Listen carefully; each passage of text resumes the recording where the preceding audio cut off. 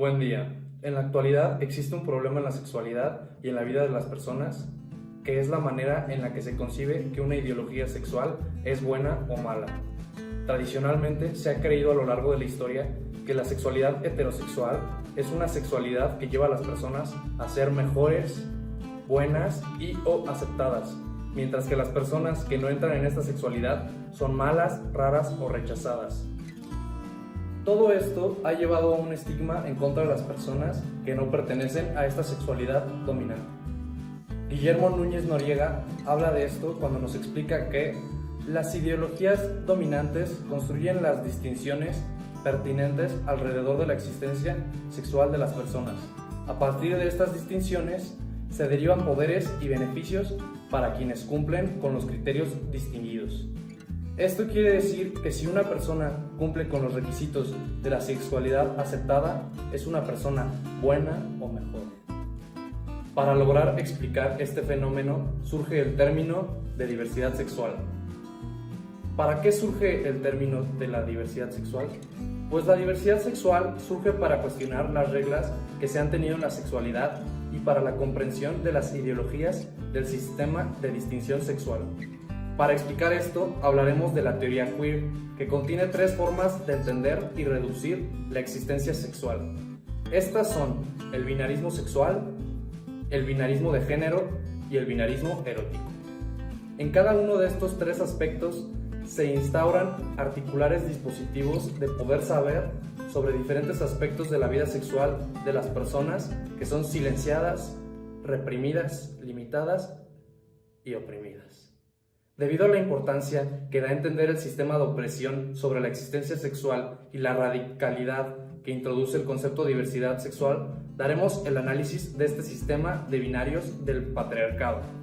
El análisis de esta teoría servirá para despejar muchas de las creencias, valores, supuestos y concepciones que persisten incluso en personas que en otros aspectos se consideran progresistas o luchadores contra toda forma de opresión. Para esto empezaremos a explicar el binarismo de género. Binarismo de género. En este tema les vengo a hablar de cómo la sociedad, a partir de ciertos rasgos biológicos, nos va marcando nuestro género, ya sea género masculino o género femenino, y de cómo a partir de esto se cree que tenemos que cumplir ciertos roles, ya sea que los hombres utilicen el color azul o las mujeres el color rosa. A partir de esto vamos notando que la sociedad va creando una fobia hacia las personas que se sienten rechazadas por su género, lo que en ocasiones causa que estas mismas personas generen también una fobia hacia su ser. En este tema también nos hablan de cómo el sistema patriarcal ha sido el predominante en esta sociedad, lo que causa desigualdad de género. Además, podemos notar cómo la sociedad ha ido excluyendo la idea del binarismo de género, pasando además la dualidad que puede llegar a existir entre los géneros, y esto solamente crea fobias en la sociedad y dentro de las mismas personas transgénero y demás. Cuando se habla de binarismo sexual, se tiene que distinguir del binarismo de género. El binarismo sexual es, como su nombre lo dice, sobre el sexo, es decir, la dimensión biológica. Aunque se crea que es un dato duro, en realidad también es una construcción social, ya que nos ayuda a interpretar la realidad de cierta manera. El binarismo sexual parte de la idea principal del pene y de la vagina. El binarismo sexual trata de distinguir ambos sexos, que son distintos pero a la vez complementarios, el hombre y la mujer. Sin embargo, existen casos distanciados, donde el sexo de una persona no corresponde con sus genitales. Tal es el caso de los hermafroditas, los cuales contienen ambos genitales. Muchas veces ocurre que estas personas hermafroditas no se encuentran de acuerdo cuando son adultas con el sexo que les fue asignado. Esto los lleva a tener transformaciones u operaciones que muchos de ellos los lleva a ser o personas transexuales, o transvestis, o transgénero. El heterosexismo y el amor. Los conceptos dominantes sobre el amor se nutren de la idea heterosexista, de géneros dominantes y del binarismo, explicando así las diferencias corporales y psicológicas que se encuentran entre el hombre y la mujer, apareciendo el amor en la historia de Occidente en momento determinado como espacio de libertad y autonomía de los jóvenes hacia los padres, siendo insertado nuevamente la ideología de género y poderes dominantes. En el imaginario dominante, el amor no es solo un asunto de hombre y de mujer, sino también de masculino y femenino, que se complementan, se distribuyen de manera inequitativa la autoridad y el poder.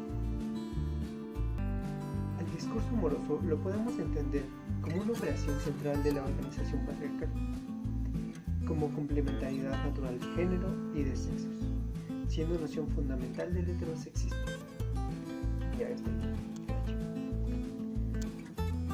El amor concluye con su énfasis en la confluencia de proyectos personales, la solidaridad y el acompañamiento en detenimiento de sus identidades de género diferenciadas, convirtiéndose en un discurso poderoso sobre el amor y la pareja, impredeciblemente si se quiere. ¿Sabes? Estuve analizando que la sociedad inserta la ideología de que la homosexualidad solo se configura en sexo y no en su dimensión amorosa. Desde mi punto de vista, el patriarcado es el que ha estado marcando este ideal.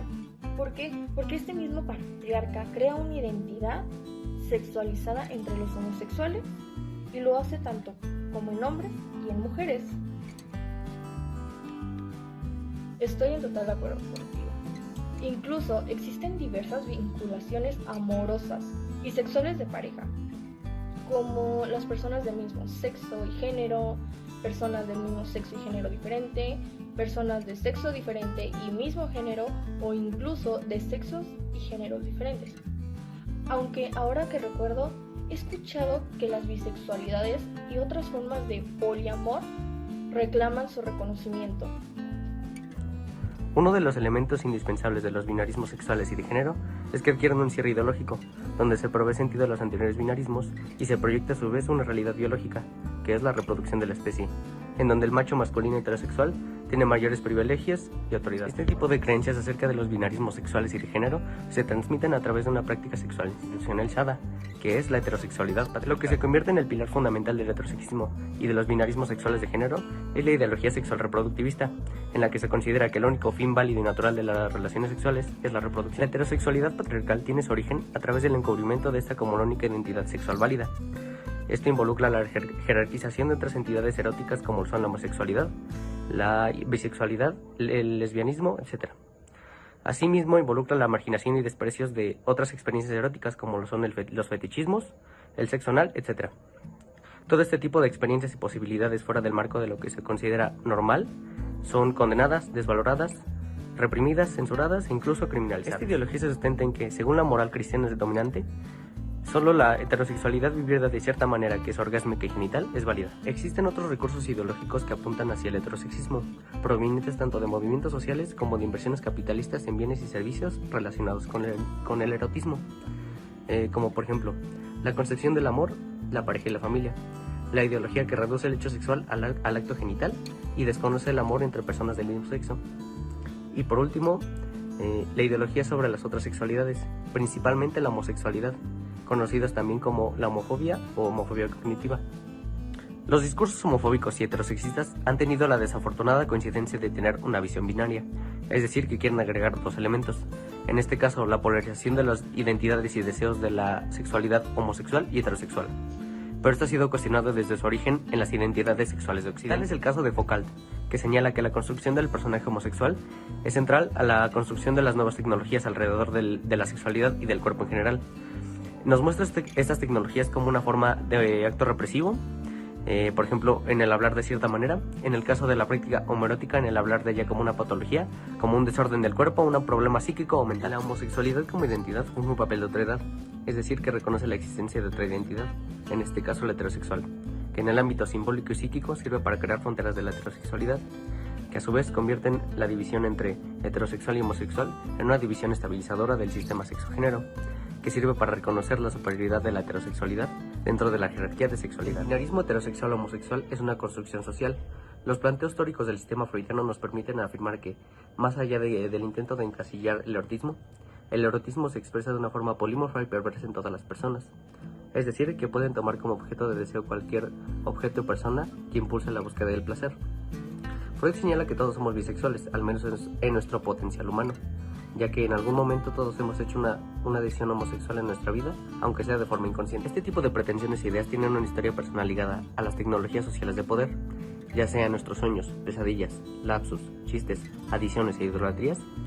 Expresamos la compleja realidad de nuestros deseos, además de que somos más diversos eróticamente de lo que pretendemos al incluirnos en una determinada identidad erótica. El asunto de la construcción de identidades eróticas es complejo, ya que tiene que ver con la formación de grupos sociales. El uso de términos como gay o lesbianas han posibilitado la formación de grupos y movimientos, y podría pensarse que tarde o temprano se podría iniciar un momento de la lucha contra el sistema sexista vigente, y acabar con las identidades que lo esencializan, y vivir el erotismo más allá de las etiquetas y estereotipos. Según el autor, podemos ir construyendo los espacios simbólicos para pensarse en esa diversidad desde ahora.